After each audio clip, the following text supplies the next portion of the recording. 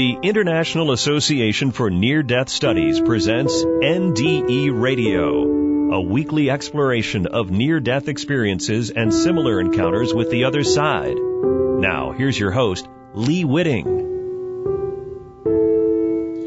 Welcome to NDE Radio, brought to you by IANS, the International Association for Near-Death Studies. I'm your host, Lee Witting. The effects of a near-death experience don't always end when the experiencer returns to the body. In fact, many NDEers return with powerful gifts, many of them mentioned in the Bible, such as healing out of body abilities, psychic abilities, or even prophecy. Our guest today is a man who has had an NDE and has unusual gifts as well. For 40 years, Gary L. Wimmer has been a professional psychic. He gives readings using pure intuition, regular playing cards, and lithomancy, reading stones, and offers profound insights and clear answers quickly and efficiently. Mr. Wimmer is the author of Lithomancy, the Psychic Art of Reading Stones, and also A Second in Eternity, the true story about his near-death experience he had in 1977, one that revealed the unity that underlies all things and still profoundly inspires him to this day. Gary, welcome to NDE Radio. Oh, my pleasure to be with you, Lee. Thank you for the invite. Oh, you're very welcome. Perhaps we could begin by your telling us about your NDE. Yeah, it was the most incredible thing I've ever been through in my life, and as part of the IANDS, I'm sure you're aware of that, and from your own experience. Wish I could press a button and give everybody a ride there and back. It's a different world. It kind of came about out of nowhere. I remember back in 1977. I've also been a musician my whole life. After touring with a band, I quit the band, and within 24 hours, I started feeling all this, be able to pick up things all the time about people and situations and hear what people are going to say before they said it. And actually, I remember reading the newspaper through someone else's eyes, the headlines. And this just started, from what I thought, apparently for no reason. But it began escalating over the next couple days and the following week to the point of, it was absolutely fascinating, but in the same sense rather terrifying, because I didn't quite know what was going on or why. I didn't know that there was a button to push to stop it. And long story short, I wrote the book. I divided it into two sections, the 8 days prior to my near-death experience and when I was hit by a car as a pedestrian and had the experience and came back. I named the book A Second Eternity because felt like I was there for an eternity, but I was only gone from the earth for, a matter of 5 seconds or so. But certainly the most incredible experience in my life, and that's why I wrote the book, to share with others the beauty and harmony. And one thing I learned to encourage people is to never fear death. It's beautiful out there. This is our challenge here before our eyes right now here today. What do you remember about it, Gary? Well, if anything in my life, it's the only thing I absolutely remember pretty clearly. I mean, it happened in 77. At the time it happened, I didn't even know the term near-death experience. There was, a couple roommates and friends around me, as well as, police and family. It was a rather public episode, and I included the police report in the book. I remember escalating over this period of 8 days, my psychic and intuitive ability. And I started giving readings way back in the early 70s. So I was used to having slight tinges of psychic ability, but when it all of a sudden just took off, seemingly out of the clear blue, which later was explained to me, the one thing I started noticing at the very first is the signs that we see all the time before us in everyday life that we overlook most of the time. They had profound significance to me all of a sudden. And no matter what I was thinking in my internal mind, something in the external world was reflecting it or answering it or symbolic to it. And I became more and more fascinated with this connection of the interior world and the exterior world. So reading the signs, seeing things, picking up things, it became very obvious to me by the second day. And by the third day, second or third day, I couldn't even remember what normal life was like. It had just completely overtaken me, this intuitive psychic ability that was, and it was always right. Everything I picked up was correct. There was a point I just didn't even question it anymore. It was so obvious to me, just completely obvious. And like I said, as someone who was given readings and a psychic, I was kind of used to that anyway. But when it went, I guess, from a manageable level, as one does in readings, to just like a wide open book, it surprised me. It scared me. And after I had the experience, that was a fascinating thing. I remember seeing my body as it hit this car, crashing and stumbling, bumping into the car and breaking the windshield and so forth. But I was instantly outside of my body looking down, looking at it happening. And I started expanding, and this is a fascinating thing. I started expanding. Of course, my body's on the earth. It was my soul, my consciousness, whatever that was expanding. But it actually went out, rather than like an arrow in one direction, it went out simultaneously in all directions like the surface of a balloon. And within just a moment after that experience, I was larger than the earth. The earth felt like it was going inside my point of observation.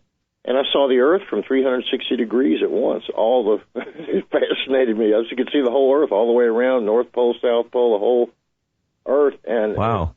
It fascinated me. I thought, wow, how is this possible? And then I realized, well, I'm expanding outward. And I know now that that's how souls come in and go out. It's not a linear line. We think of it that way, but it's actually an expansion from all directions. And the irony, on the other hand, not to shift too quickly, but the interface is with, in my opinion, the smallest of the smallest quantum levels. So the huge and the small are interconnected, all in the mind of God. But anyway, as I was expanding outward, encompassing the planets, then other galaxies, and then the actual universe itself, and when I crossed the edge of the universe, I defined in the book a spiritual level that I call the colors. It seemed to name itself as such. And the colors were basically a level of consciousness that we go through when we collapse into time and space to give us the ability to read the signs or connect back spiritually and psychically to the infinite mind from which we came. That's what it felt like to me. The whole time prior to having this experience, the 8 days of escalating psychic ability, I felt like I was being monitored, being watched by something. I couldn't tell what or who, and I certainly wanted them to appear and explain to me what was going on. But backtracking a moment, right before I was hit by the speeding car, these monitors, as I named them, they seemed to name themselves, appeared physically. As I was walking, we're actually racing down a street in Austin here, and they asked me if I trust them. Absolutely, yes, 100%. And then a second later, I was hit by this speeding car. Didn't feel any pain, but felt this, actually saw this shield of protection inserted between me and the car. It actually looked like something about 2.5 to 3 inches thick, like plexiglass. It was about 4 feet by 3 feet, enough to protect my body. And as I was as the car was hitting me, I remember the last thing I saw physically was the headlight. And as I rammed into the car, my eyes closed, but the little dot on the retina of my eye, when we look at a bright light, the headlight, turned into the Big Bang. And I instantly saw the Big Bang before I even started expanding. And then it felt like it was only one of infinite Big Bangs. And then getting back in time, at the same moment I experienced that, I was outside my body looking down at the accident and started this expansion. And when I went outside the edge of this universe, it appeared as just a little dot, like a little star against a star-studded sky. So I became aware that this is only one universe. There's infinite universes and infinite possibilities. And so all these infinite universes that I saw, like a big white sky, all of a sudden I came from one of these little white dots, but I had expanded beyond it. And now I saw all these little white dots of infinite universes and didn't really even feel an attachment to the particular one I'd come from. That's how far removed from time and space I was. But all these universes universes seemed to form this tunnel of light that people often describe. And I was, I guess, propelled through this tunnel of light, and one of the most incredible feelings I've ever had. And by this point, I had no awareness of myself or of me or the earth or creation or anything.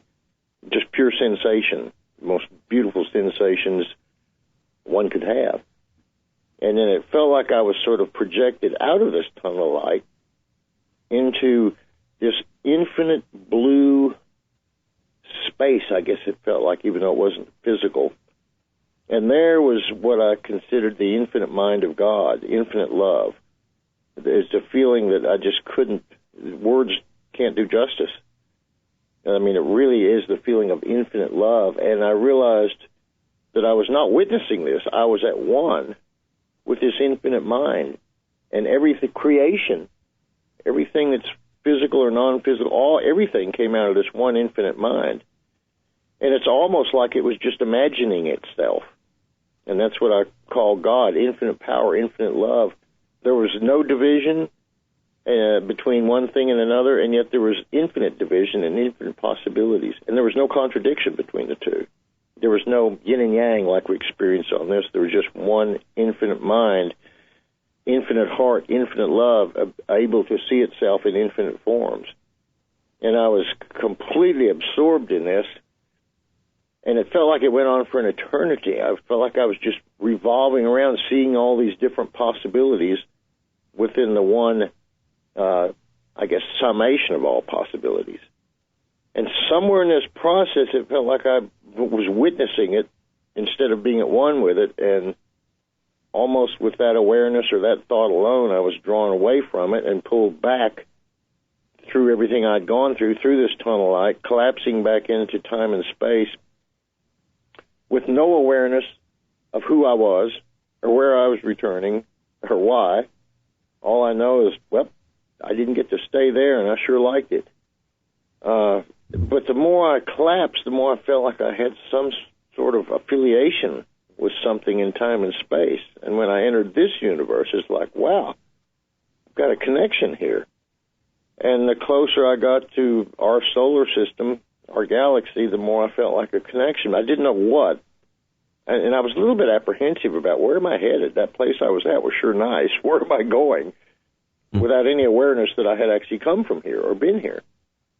And then as I was just slightly above Austin, I suppose, I saw my body on the street and the driver of the car out screaming and terrified and people hollering. And as soon as I saw that, I thought, that's my body. And I jumped back in it. And this terrified driver was shaking me. Are you okay, man? Are you okay? And where I had just been, this little car accident was nothing. So I immediately leaped to my feet and tried to ask people if they'd seen these monitors that were watching me, and it got stranger and stranger and stranger. There was police there. They took me to the hospital, couldn't keep me in the hospital. I wasn't hurt. Every time someone would ask me what happened, I explained to them what I went through, and I couldn't lie. I mean, how could I possibly lie about what I experienced? It was so fresh on my mind.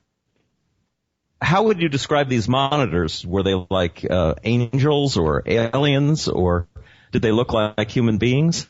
Well, I actually only saw them one time. I felt them several times as I was escalating through this intuitive ability, because part of me was, scared and praying, and at the same time feeling so empowered. It was a very, said it wasn't like normal life. Within a day or two, I went from normal life to this constantly feeling and picking things up. And I felt these monitors. I felt something watching me. I realized that there's an infinite God because I was raised Catholic and I always felt an affiliation with Christ and God and so forth. Was an altar boy and all that. But at this point in time, it's like something was watching me. Something was checking on me. Something knew more about what I was experiencing than I was. And it gave me comfort. And there's many things during that period of the week when I felt them monitoring me that I did that are just rather strange. I could sit in a club with a friend of mine and with a pool table behind us, and I could tell every shot the pool players were going to make and be 100% and yet you didn't know that the car accident was coming? I saw several flashes of things in this week about police and an accident and lights, but I couldn't put it all together. I just thought, I guess I'm seeing flashes of something else. So, yeah, I started seeing premonitions of this days before it happened. But there was so much going on right before my eyes. I mean, a stranger could walk by and I could tell everything about this person's life. And it was like unsolicited, and it was like, okay, I realize I'm, like everybody, I have a certain natural psychic ability, but got, I guess, what's the word, accelerated to the point beyond absurdity, But I did feel these monitors, and that's what you were asking about. I didn't know what they were, but I knew they were heavenly, angelic, and I seem to put the name monitors on that because they seem to imply that we're monitoring you. It's okay. Like guardian angels. Yeah, like guardian what Catholics would call guardian angels. Absolutely. One thing I realized is we have more guardian angels than we can even believe. We've got so many positive spiritual guides and entities waiting to help us, but we have to ask and be open to it. And at the time, I did ask these monitors to appear and explain this to me. This is getting pretty heavy, guys.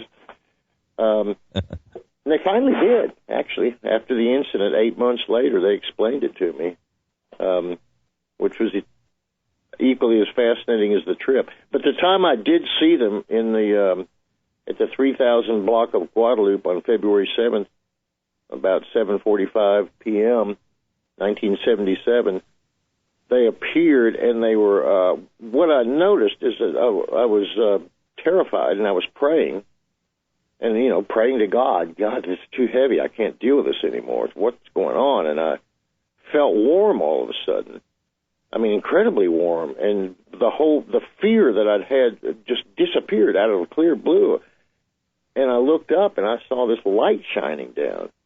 And I was amazed. I look at these people in the street who had observing me crying in the middle of the street, walking down the street terrified. I mean, there was a lot of witnesses to this. They didn't see it. And I looked back up, and then it appeared this light was actually coming down from the palms of the hands of these 7 entities. And they were dressed in sort of like gray robes, off-white. Their faces went from black to white, like pulsating, without any features. So I couldn't actually distinguish a face, but their energy was just, absolutely so warm, so protective. And they basically asked me in one uniform voice, they all spoke with one nice, warm, soothing voice, "Do you trust us?" I said, "Absolutely." And then I started saying, "What's going on with me? What's this going on?" They said, "You will soon find out. Do you trust us?" "Absolutely, yes." Of course, people on the street see me talking to an empty star-studded sky. They can't understand what's going on, and had I observed myself, I probably wouldn't have either. So yeah, they appeared as. I've got another question in my mind, Gary. And that's, you said that the soul comes from all different directions, and there are some people that think of the whole universe as being a consciousness. That everything has a consciousness to it, and they equate that with God. Now, do you suppose that our souls come, as you said, not linearly, but from all different aspects of consciousness down to one point? Absolutely. Absolutely. We all come from the only source there is, the one infinite mind, the one infinite loving God, infinite creativity, infinite power. And speaking of that, it either exists as it does, and everything exists, or it wouldn't exist, and nothing would exist. There's nowhere in between. So it exists in infinite power, and we all come from that same source by free will. As it says in the Bible, God created man in his likeness and in his image. And in all human experience, all experiences throughout the universe are basically God seeing itself in infinite ways. But as far as how we get to this point in time and space, we actually collapse in from all areas, from this infinite mind. And when we enter time and space, this is my appraisal, someone else may disagree, but I feel like we collapse from the so-called edge of the universe, which when I crossed that edge of the universe seemed like an abstraction. a point of view, not something that's actually physical. It seems so physical while we're here, but once I went over that edge, it seemed like, wow, that whole thing is just a thought, you know. But yeah, it felt like we did collapse in, or I did collapse in all directions, and I went out in all directions. And I assume, I can't prove, but I assume that that's a process that souls take, because it gives you an impression of all time and space until you center right down into the, in my case, and NDE cases, as in your case, Lee, you return to the soul, to the body you're in, but at birth you go to a body you've chosen, and it's an agreed-upon contract and so forth. So, yeah, I feel like it is a collapsing inward. Yeah, it's interesting, too, that you said as you expanded outward, as you were going into this, that you were becoming, it sounded like more and more ego-less, that you were less Gary Wimmer and more a part of the universe. Absolutely. It was soon, pretty quickly after the expansion. It seemed like right after I remember seeing the Earth from all 360 degrees at once, the North, South Pole, and every continent, actually looking at it from all angles at once. It seemed like soon after that I had no... I mean, I did see some things about relatives, people I cared about. They looked like blinking lights on this, as I describe in the book, the web. I kept feeling this web before I went there, that everything is connected, everybody's connected.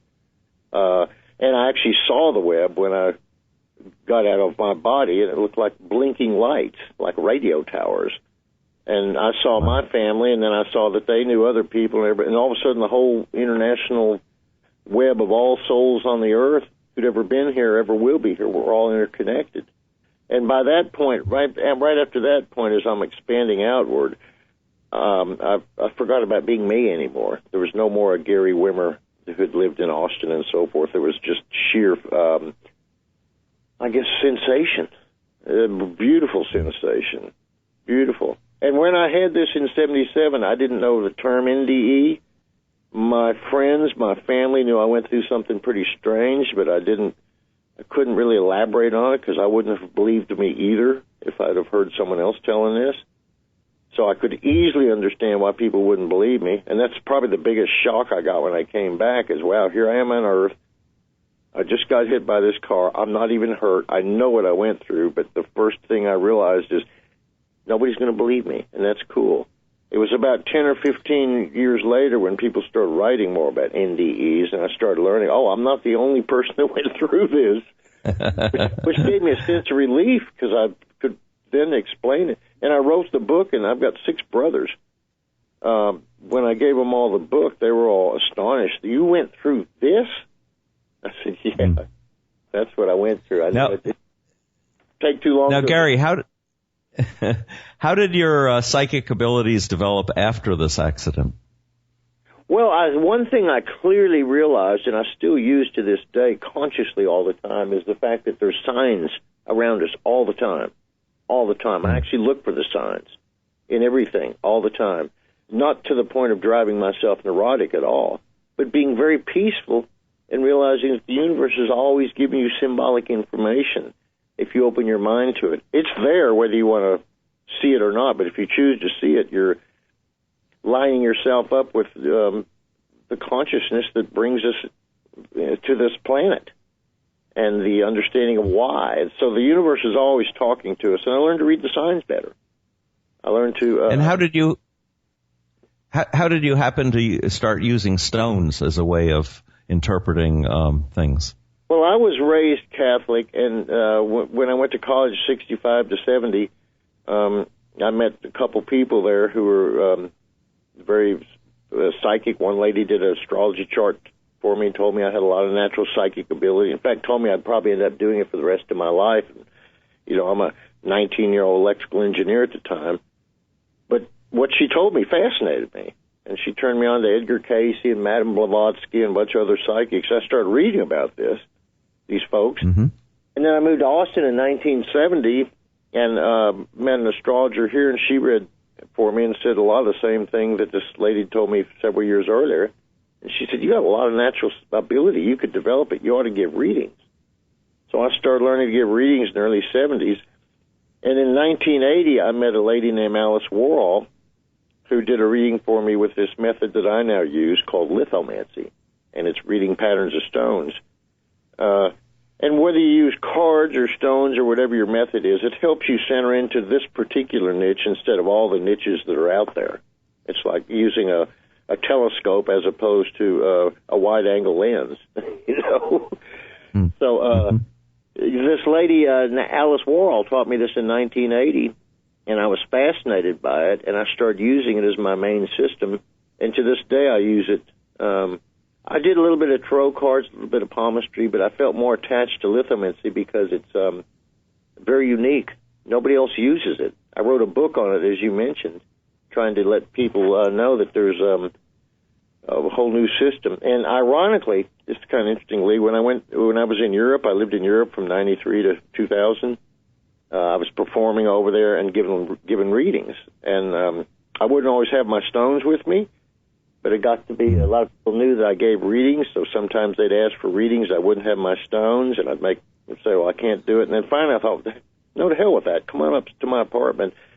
And I had them set up these salt shakers, pepper shakers, a trinket, an ashtray, a guitar string, anything they wanted, put it on the table in some order, and I'll read that. And because I had no doubt that I could do that. Just like when I was going through my psychic experience in 77, I had no doubt what I was picking up. I've never been so doubt-free.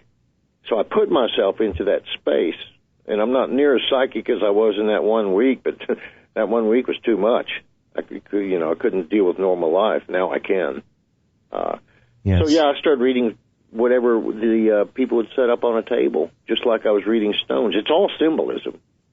If you learn to read the signs and see symbolism, you'd be surprised what you could pick up about yourself, about life, about what you're curious about.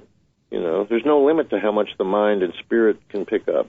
There's a limit to how much pizza we can eat, how long we'll live. But no limit to grow psychically and spiritually.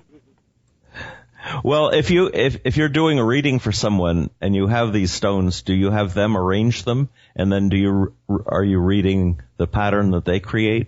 Well, no, basically, if I do it in person, they drop them. I show them approximate height so they don't land in one pile or all over the room, which is, about 6 or 7 inches. And they drop into a piece of leather that's about 3 feet long. It's tied in circles, so it makes a circle about 14 inches in diameter. And I read the pattern like a clock. When I do it over the phone or over radio shows, like on Blog Talk Radio tonight on Psychics Gone Wild, I read short readings for people. They say drop. I drop the stones for them. That's the same way I do readings for people who, most of the readings I do are over the phone. And I practiced about 15 years ago. I was curious if I could do this over the phone. I called 3 people that I'd given readings to. They knew I was fairly good at it.